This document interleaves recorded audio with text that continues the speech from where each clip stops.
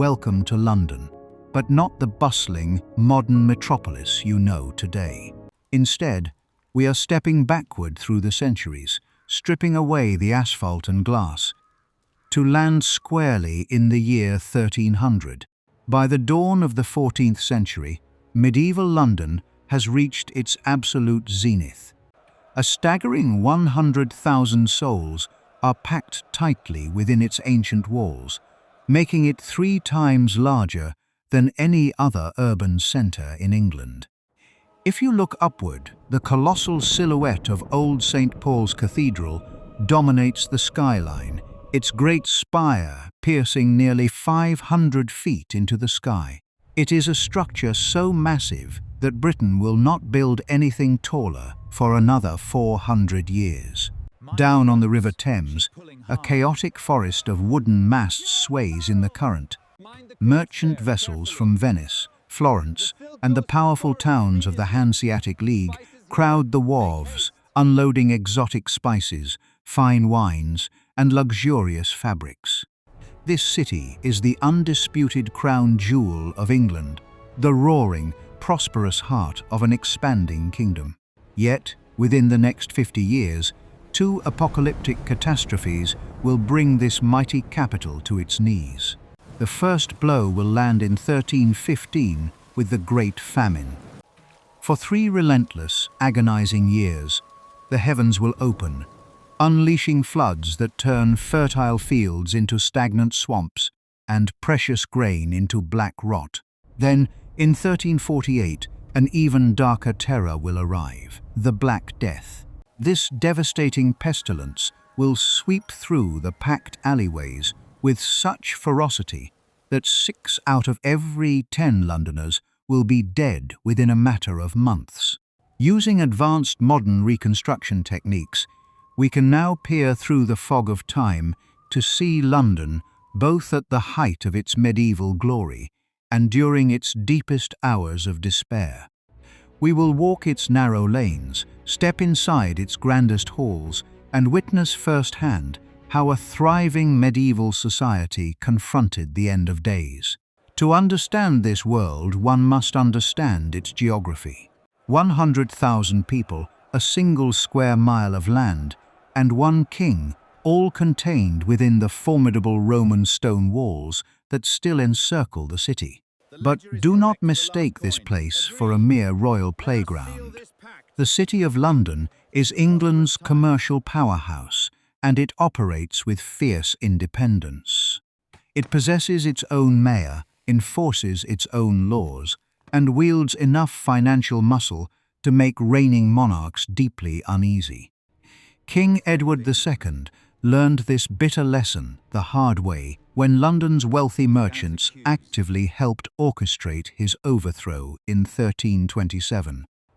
At the highest geographical point of the city stands old St. Paul's Cathedral, finally completed in 1314 after more than 2 centuries of painstaking labor. Forget the elegant, domed masterpiece designed by Christopher Wren that stands today.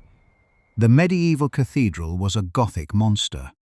Stretching 586 feet in length, its central spire climbed 489 feet into the air, surpassing the modern dome by 30 meters. Stepping inside is like entering another world. You find yourself within one of the 3 largest churches in all of Europe, rivaled only by the great cathedrals of Rome and Winchester. The central nave is so vast that locals have given it a secular nickname, Paul's Walk. To the dismay of the bishops, this sacred space is rarely quiet. Londoners treat it as a public thoroughfare, a sheltered meeting place, and a bustling business exchange. Here, wealthy merchants strike trade deals, lawyers whisper with clients, and citizens even look to hire domestic servants. The church authorities try repeatedly to banish the secular crowds, but they fail miserably.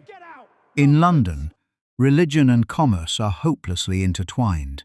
A short distance to the west, just outside the city proper, lies Westminster, the true seat of royal governance.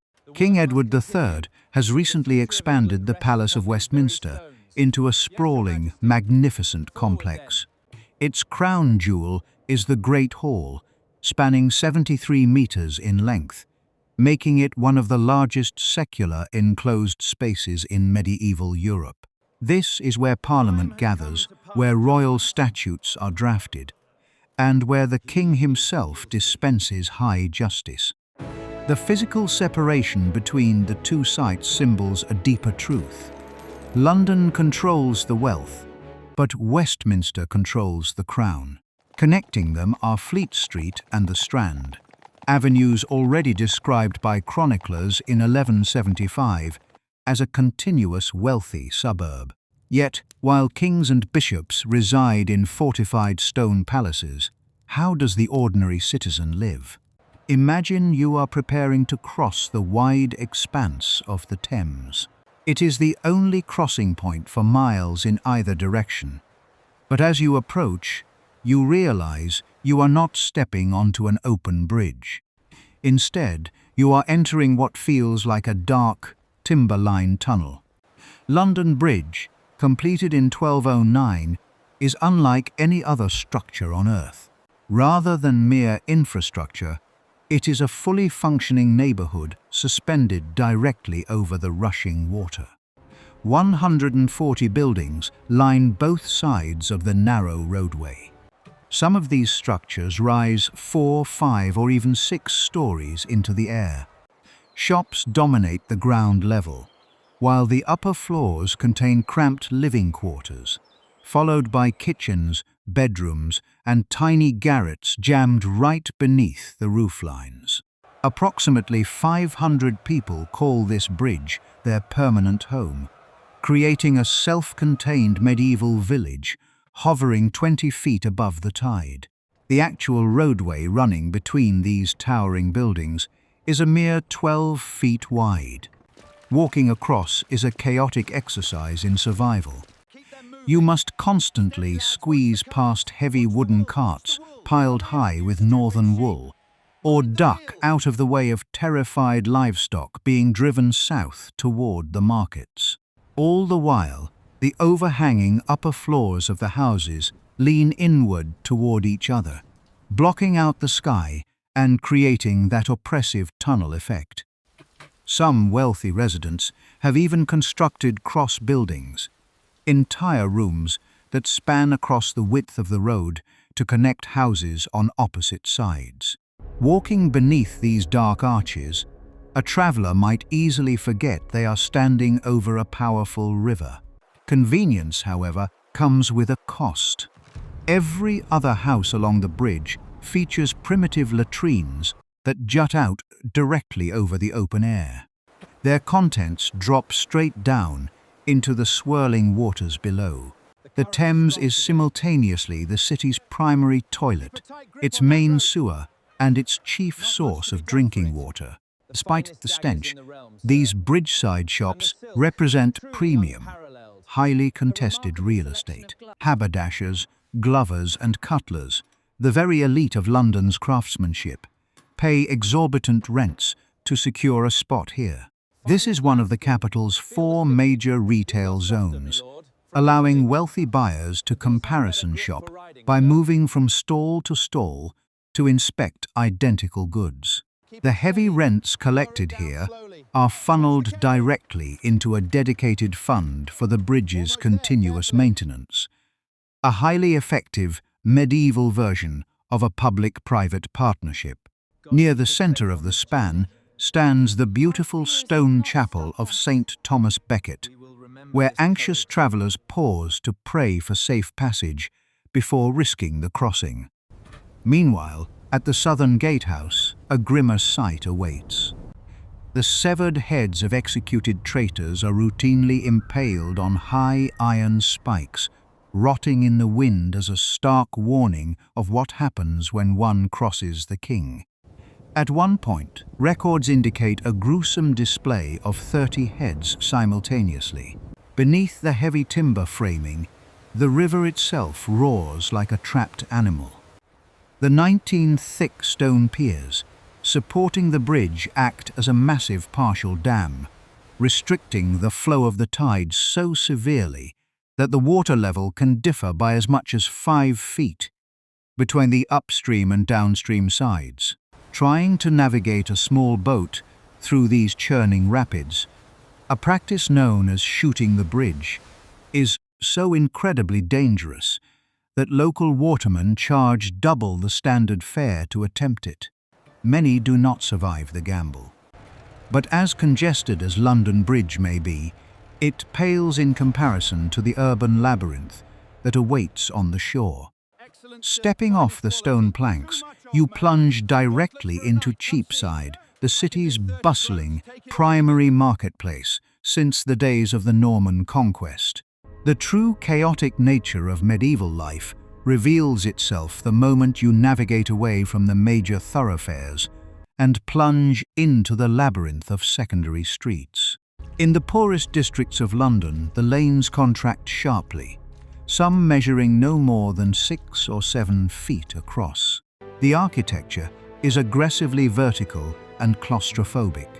Timber-framed houses rise 3 stories high by 1300, constructed from wattle and daub, a primitive mixture of woven wooden sticks plastered with mud, straw, and lime whitewash.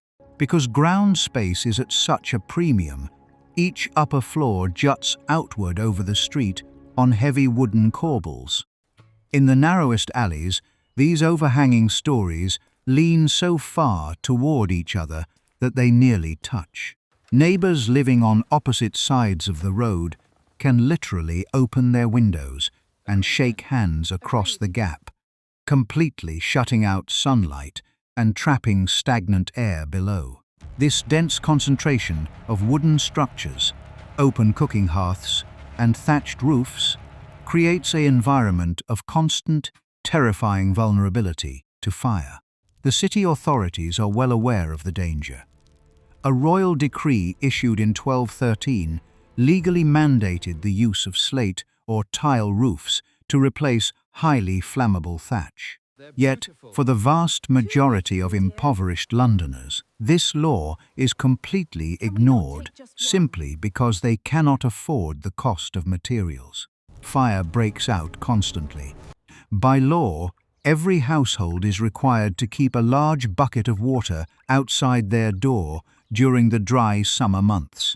When the alarm bells ring, the entire community mobilizes in a desperate frenzy, wielding heavy iron hooks to tear burning thatch off roofs and pulling down adjacent buildings to create makeshift fire breaks before the flames devour entire wards.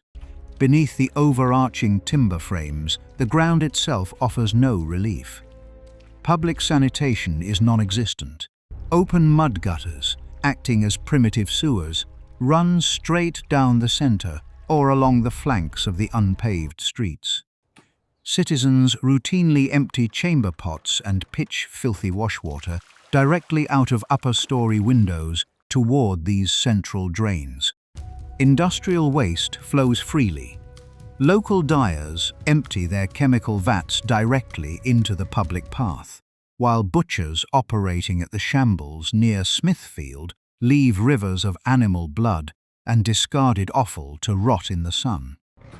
Pigs wander through the sludge completely unhindered, rooting through mountain-sized piles of garbage. The swine population becomes such a severe urban hazard that the city administration is forced to hire official swine killers. These men are compensated with 4 pence per culled pig, a substantial sum equivalent to a full day's wage for a highly skilled master craftsman. This urban landscape is strictly segregated by trade, with merchants and artisans clustering together for survival and economic solidarity. Bread Street is a dense hub of roaring bakeries. Milk Street echoes with the lowing of cows brought into the city to be milked, and Threadneedle Street is entirely dominated by busy tailors. In the heat of summer, the collective stench of these specialized districts becomes completely unbearable, a suffocating mixture of rotting waste, animal excrement, and industrial filth. Yet this chaotic, foul-smelling square mile is the undisputed home to 90% of London's population. The wealthy elite, by contrast, inhabit an entirely different reality.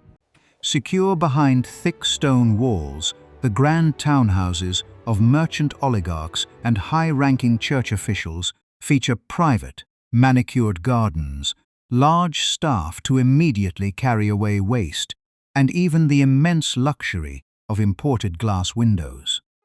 The chasm between the rich and the poor is starkly visible in every single alleyway. Social status is not a subtle thing here. If you walk the streets wearing patched, second-hand shoes, your low standing in the medieval hierarchy is broadcast instantly to every passerby. By the spring of 1315, however, the rigid social boundaries of London matter very little, as a disaster of continental proportions begins to unfold. It starts with the rain. This is not the familiar, gentle drizzle of the English countryside. It is a relentless, catastrophic downpour that batters the land day and night without cessation.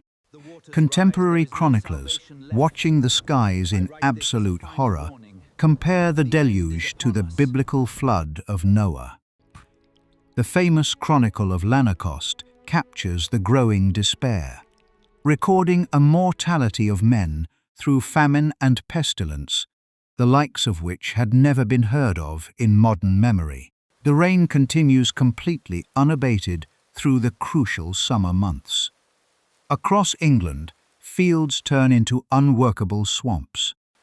The lack of sunlight means grain cannot ripen on the stalk, and precious hay intended for winter livestock rots directly in the waterlogged fields. The earth becomes so saturated and thick with mud that heavy wooden ploughs cannot break the soil for the next planting season. In lowland regions like Yorkshire and Nottinghamshire, major rivers burst their banks entirely, transforming vast tracts of agricultural land into inland seas. Then the brutal mathematics of medieval survival begin to take effect. In a standard successful harvest year, a farmer can expect to reap roughly 7 grains of wheat for every single grain planted. In the disastrous autumn of 1315, that ratio collapses entirely. Fields yield a miserable 1 grain for every 2 planted. Statistically, communities would have far better off eating their seed grain directly, though doing so meant guaranteeing starvation the following year. The economic shock waves hit the crowded markets of London instantly. The price of wheat doubles overnight, then doubles again, eventually skyrocketing to an unprecedented 40 shillings per quarter by June 1316. This represents an absolute death sentence for a crowded city of 100,000 people, where ordinary labourers already spend up to 80% of their daily income on bread alone. As the famine deepens into 1316, the social fabric of the kingdom begins to disintegrate entirely. In Bristol, chroniclers record scenes of absolute horror, writing that horse flesh and dog flesh are accounted good meat, and whispering dark rumours of desperate parents eating their own children. Even more terrifyingly, reports emerge from prisons where desperate inmates immediately attack, tear to pieces, and devour half alive any newly arrived criminals thrown into their cells. Not even the highest echelons of royalty are insulated from the crisis. On August 10, 1315, King Edward II himself stops at the wealthy abbey of St. Albans with his grand entourage, only to find that the monks cannot provide enough bread to feed the royal court. If the sovereign of England, backed by the entire wealth of the treasury, cannot secure basic sustenance, the unimaginable horrors faced by the faceless masses in the alleys of London become terrifyingly clear. Compounding the misery of starvation, brutal waves of disease, begin to exploit the weakened immune systems of the populace. Pneumonia, bronchitis, and tuberculosis rip through the cramped tenements of London like wildfire. The elderly and infants succumb almost immediately, followed closely by the working-age population. The volume of corpses grows so rapidly that traditional funerary industries collapse. Bodies pile up in the muddy lanes faster than they can be interred in consecrated ground. Then, just when it seems the crisis has reached its absolute peak, a devastating biological catastrophe strikes the animal population. The Great Bovine Pestilence. An unidentified, highly contagious disease sweeps through the nation's cattle and sheep, killing livestock in catastrophic numbers. Some agricultural regions report losing up to 80% of their entire herds. This is a fatal blow to the medieval economy. It represents the immediate loss of dairy, leather, animal power for ploughing, and wool, the absolute foundation of English commercial wealth. The city transforms into a Darwinian nightmare. Starving parents completely abandon children they can no longer feed, while thousands of new orphans wander the lanes as their parents perish from hunger. The streets of London fill with a desperate army of beggars and cutthroats who will violently steal anything of value just to trade it for a handful of stale grain or rotting scraps. The bizarre weather patterns finally begin to normalize in the summer of 1317, but the scars left behind are permanent. Historians estimate that between 10 and 25% of England's total urban population perished during the crisis.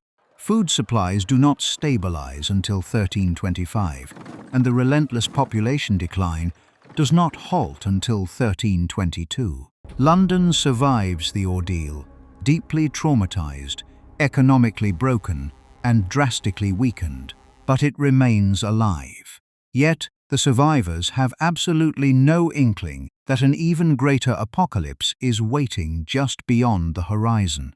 In June 1348, a routine merchant vessel arriving from the English-held territory of Gascony docks at the quiet port of Melcombe Regis, known today as Weymouth. Hidden deep within its cargo of fine wines and textiles is a biological time bomb. Infected black rats and fleas carrying Yersinia pestis, the deadly plague bacterium. Within days, the infection explodes across the southern counties. By the onset of autumn, it arrives at the gates of London, a city of 70,000 that has still not fully recovered from the lingering demographic effects of the Great Famine. Overcrowded, inherently unsanitary, and packed with poorly ventilated housing, the capital presents the absolute perfect breeding ground for a biological catastrophe. The physical symptoms of the disease are the stuff of pure nightmares. It begins subtly with heavy sweats, violent vomiting, and extreme lethargy, followed rapidly by spiking fevers and wild neurological chills. Soon after, the characteristic buboes appear, agonizing, dark, pus-filled swellings that erupt in the lymph nodes of the groin, armpits, and neck, sometimes swelling to the size of mature apples. The physical pain is entirely excruciating. As the infection ravages the internal organs, black bruises and dark necrotic spots spread beneath the skin, giving the affliction its terrifying moniker, the Black Death. Medical reality in 1348 offers virtually no hope. If the agonizing buboes manage to naturally lance and drain on the fourth day of infection, a patient might miraculously survive. However, more than 70% of those infected die within 5 agonizing days. The crisis worsens exponentially when the bacterium mutates into pneumonic plague, spreading directly through the air via coughing. Suddenly, the mechanisms of transmission become invisible. Merely breathing the air near a coughing victim is an absolute death sentence, carrying a terrifying mortality rate of 100%. By November 1348, the plague has established total dominance over London. Between 30,000 and 40,000 of the city's inhabitants perish in a matter of months, effectively wiping out nearly half the urban population. Contemporary eyewitness accounts describe an eerie, terrifying silence descending over once vibrant commercial districts. Entire neighborhoods stand completely empty, their doors swinging open in the wind, while heavy wooden carts wander the streets at night, stacked high with corpses, because there are simply not enough living souls left to dig individual graves. To cope with the unprecedented mountain of bodies, the city administration establishes emergency mass burial grounds outside the walls, quickly consecrating lands at East Smithfield, West Smithfield, and the Charterhouse specifically to receive plague victims. Despite the overwhelming scale of the tragedy, archaeological excavations of these sites reveal a surprising truth. These are not chaotic, panicked pits. Even in the midst of a societal collapse, the survivors make meticulous efforts to lay the dead out in orderly rows, burying individuals with deep respect and maintaining traditional Christian dignity even while confronting the literal apocalypse. Desperation drives the populace to extreme, useless measures. Academic doctors, operating on outdated classical medical theories, recommend aggressive bloodletting, forced vomiting, and drinking human urine to expel the internal poisons.